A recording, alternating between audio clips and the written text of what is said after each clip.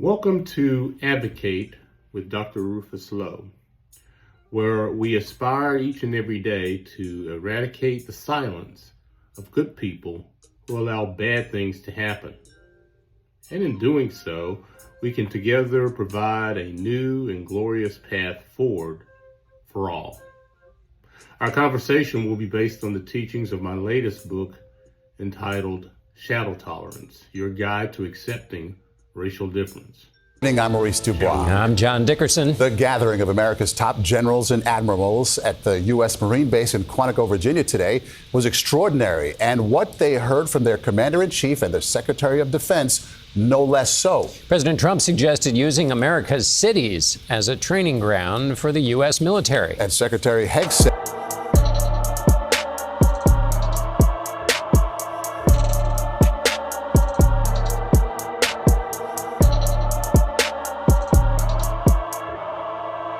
U.S. military. And Secretary Hegseth railed against what he called fat generals and admirals, wokeness in the military, service members with beards, beardos he called them, and said male-level physical fitness standards will be required for combat. Anyone who does not like all of this, Hegseth said, can leave. And for a president...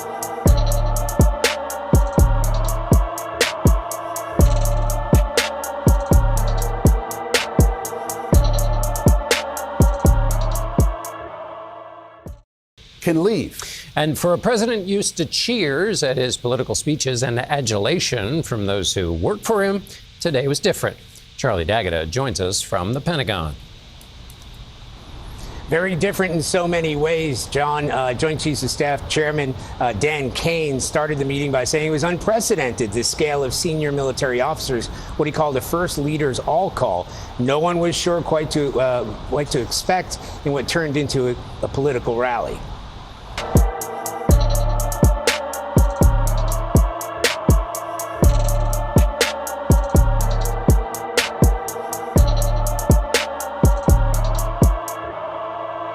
Political rally.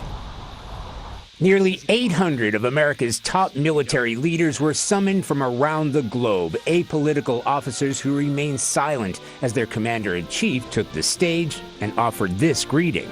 You can leave the room. Of course, there goes your rank, there goes your future. That set the tone for more.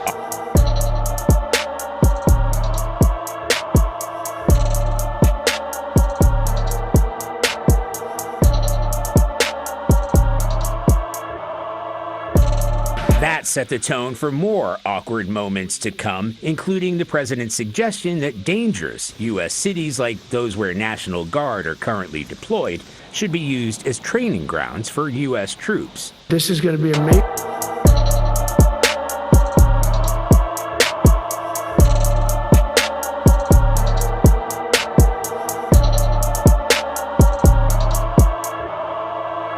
U.S. troops. This is going to be a major part for some of the people in this room. That's a war, too. It's a war from within. Illinois Democratic Senator Tammy Duckworth, an Iraq War veteran, said Trump's proposal is illegal and unconstitutional.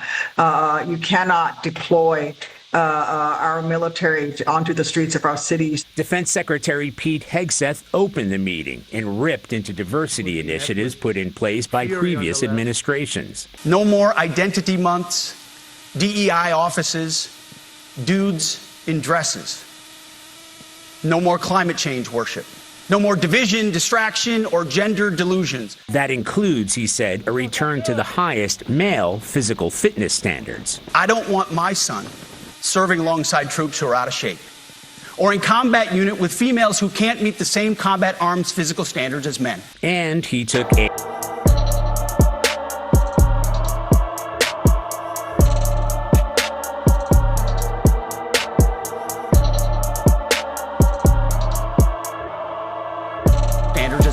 And he took aim at the highest-ranking officers. It's completely unacceptable to see fat generals and admirals in the halls of the Pentagon and leading commands around the country and the world. It's a bad look. Vermont Democrat Peter Welch said the meeting was unnecessary and a bad idea.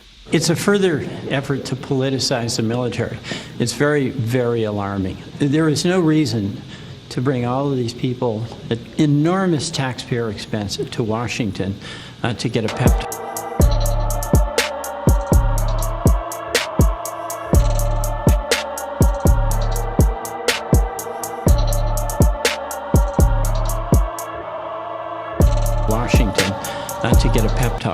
Hegseth told the audience they could disagree with him, but The words I'm speaking today are making your heart sink, then you should do the honorable thing and resign. The enemy Charlie. from within.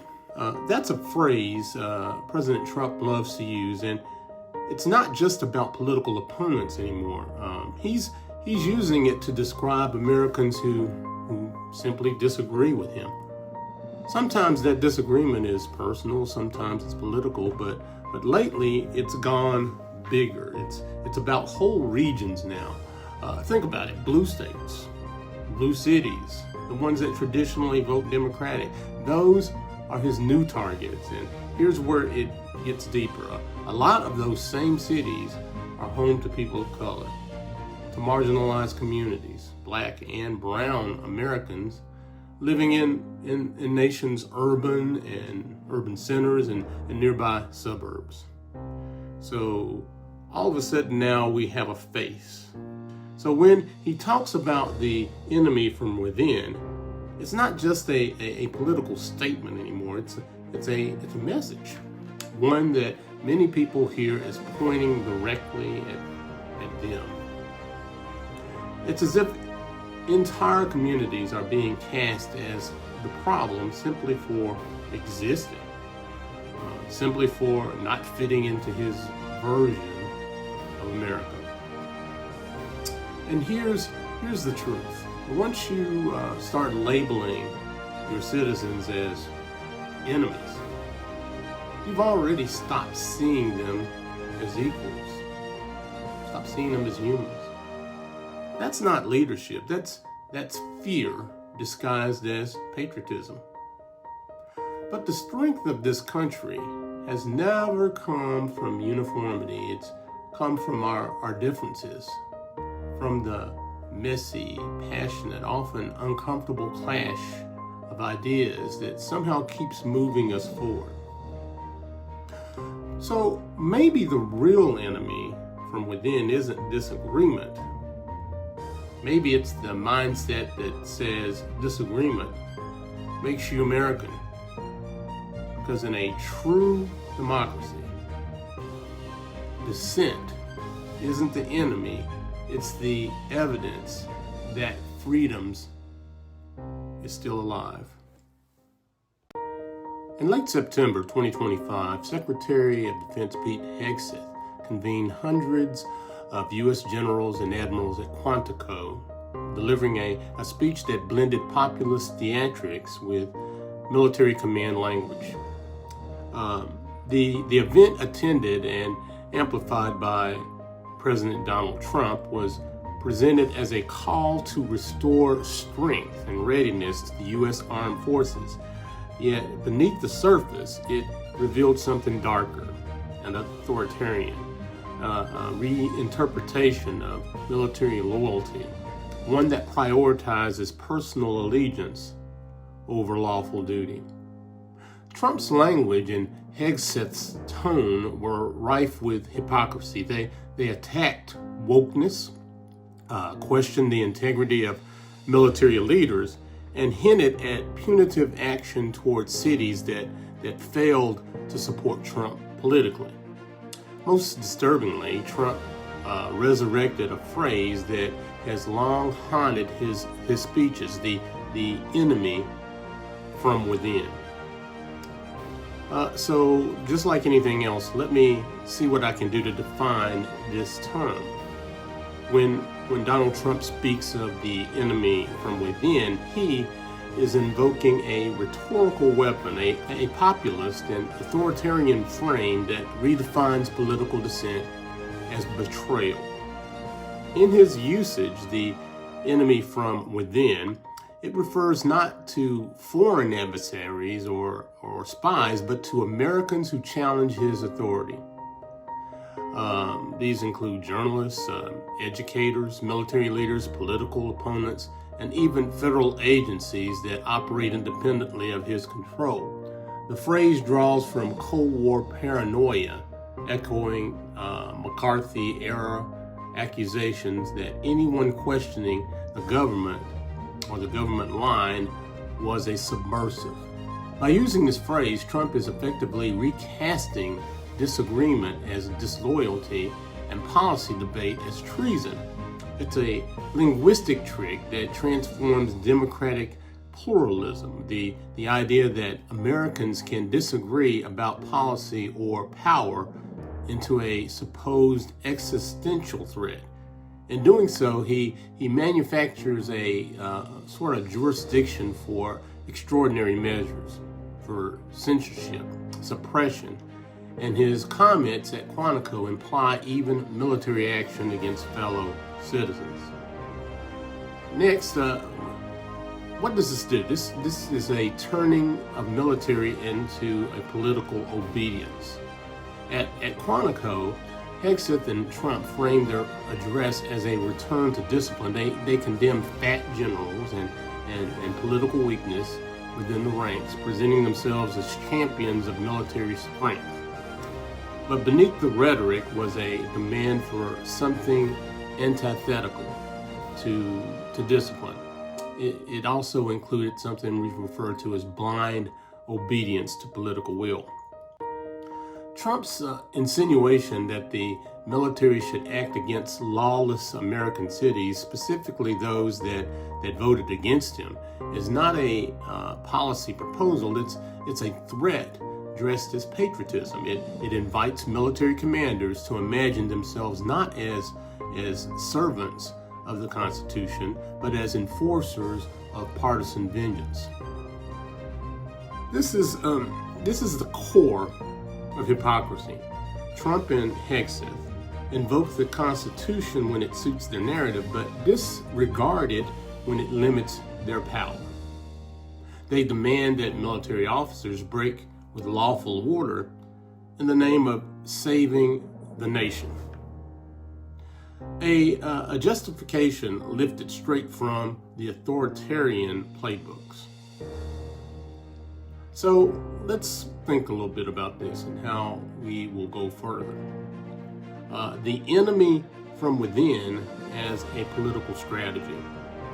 See, Trump's repeated use of the enemy from within serves a strategic purpose. It creates a moral panic that allows him to frame pretty much any institutional resistance, from the Justice Department, the Pentagon, or the press, as evidence of corruption or sabotage.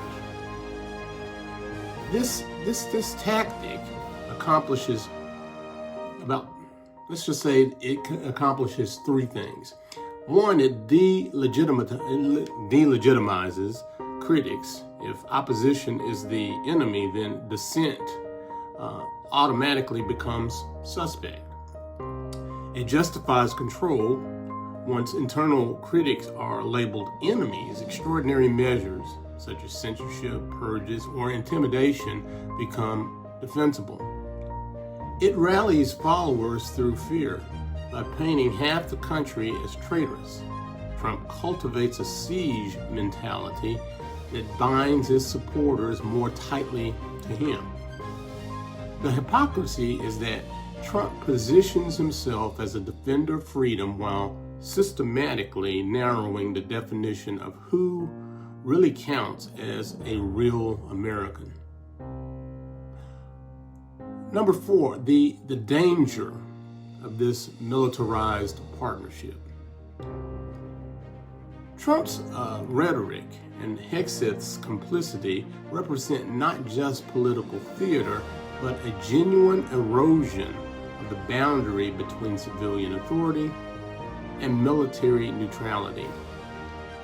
If political leaders begin using the military as a domestic enforcement tool, punishing cities that failed them at the ballot box, they destroy the apolitical integrity of the armed forces.